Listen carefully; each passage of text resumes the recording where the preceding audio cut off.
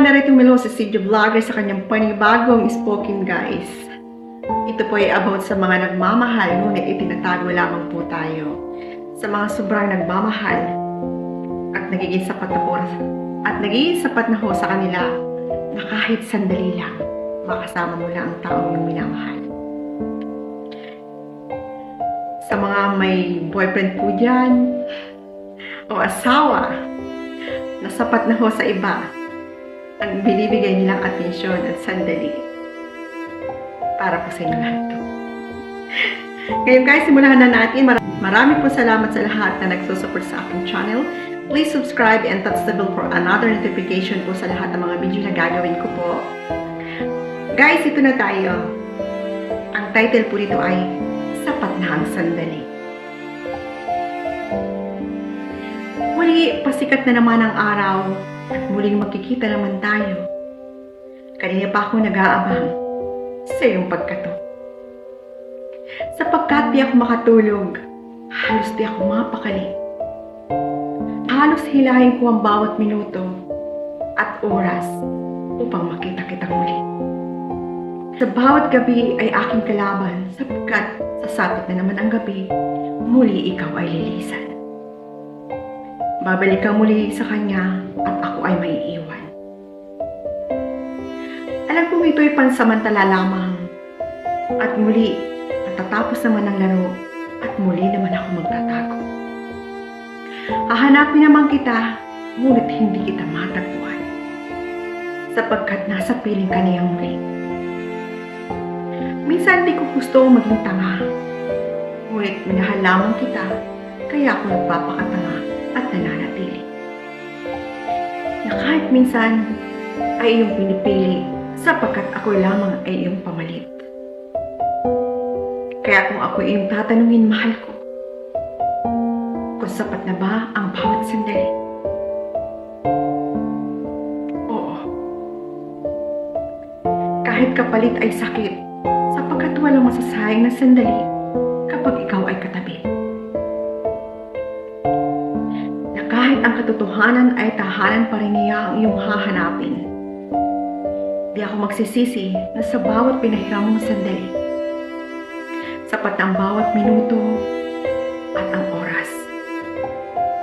Sapat ang bawat sulok sa atin sa mga sandali. At sapat na ang panandaliang nakasama ka. Sapat na ang panandalian na ikaw at ako. Sapat ng bawat alaala, sapat na sa akin ang minsan na iyong pinadama ang kaligayahan. Na kahit ang lahat ng ito ay may katapusan.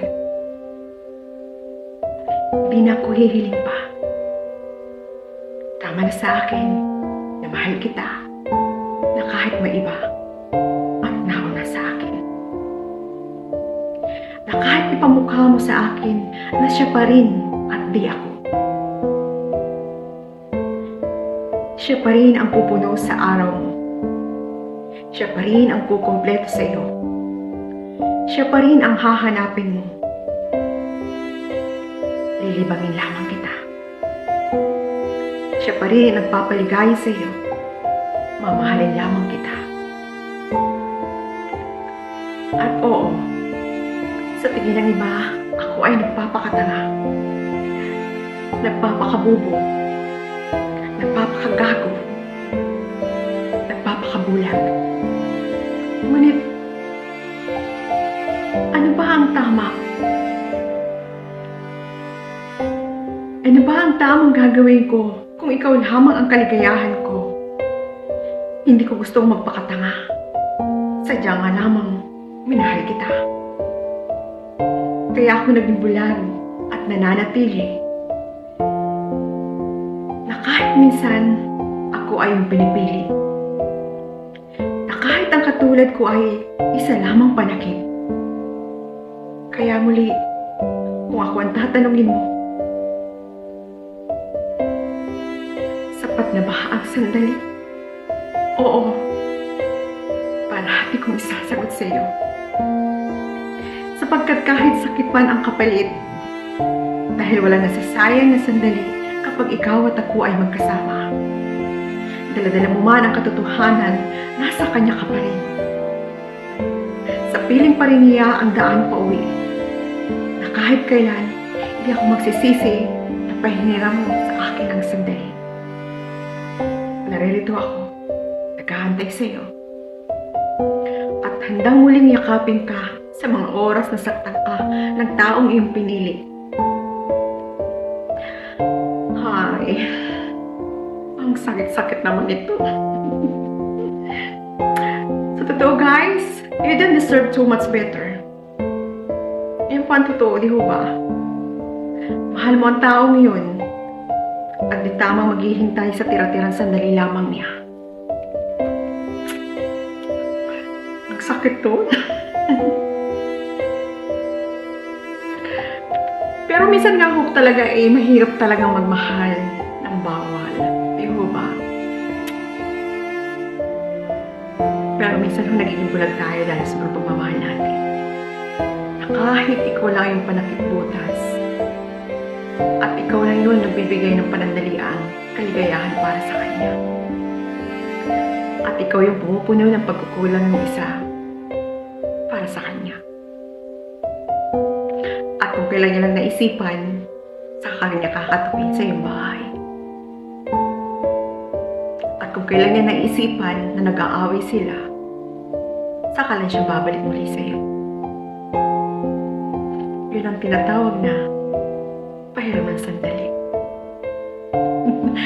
Yung nakikiamot tayo ng atensyon sa iba. Yung nakikiamot tayo ng pagmamahal. Nakikiamot tayo sa bawat sandali ng yakap niya, mga halik niya. Yung pagmamahal na hindi totoo. Yung pagmamahal na sinasabi niya kapag kayo ay nasa oras ng inyong kaligayahan. But, kasi kung totoo kang iyong mahal, ikaw ang pipiliin niya. Oo, pinipili ka niya minsan kapag hindi siya okay dun sa isa, sa kanyang minamahal, sa kanyang pinipili. Alam ko po ang pagmamahal ng bawal ay yun ang tinatawag na may challenge. May challenge sapagkat patago kayo nagmamahal, nagtataguan kayo sa bawat oras, nagtataguan kayo kung nasaan siya, o kung pupunta ba siya, or hindi. Right? Pero hindi mo talaga maging deserve na magpakatanga ka, magpakagago, na panandalian lamang ang binibigay sa'yo at hindi buo. Na kahit pa may nauna doon sa isa, pero kung totoo kanyang mahal, ikaw at ikaw pa rin pipiliin, hindi mo ba? Dahil hindi ka lang parausan eh. Hindi ka lang ginagamit niya sa kanyang kaligayahan. Mahirap po magpatago o magmahal ng patago sa mga taong naghahanap ng pagmamahal sa iba o naghahanap panandalian ligaya, panandalian kaligayahan, panandalian na may kukumport sa kanya. At ikaw naman yung tanga, ikaw naman yung bulag, ikaw naman yung gago, ikaw naman yung pakabubo. Accept mo lahat sapagkat mahal mo siya, minahal mo siya. Yan yung sinasabi ko po dati sa aking spoken before. Don't deserve sa lahat na magpakatanga ka. Or i-accept mo sa sarili mo na, tama ba to? Ako ba to? Wake up. I know, mahirap. From the start, mahirap kung tanggapin ano natin sa sarili natin. But, open your eyes para malaman kung tama ba o mali. Marami naman po. Siguro guys, tama nang minsan ay piliin mo naman ang sarili mo. Mahirap, masakit. Hindi mo alam kung saan ka magsisimula. Dahil sa lahat po ng tao, tingin sa iyo ay mababa. Oo, tama po kayo, nagmahal lang tayo. But, pero yung panghuhusga ng iba, yung paghuhusga or yung tiwala mo sa sarili mo, siguro mawawala.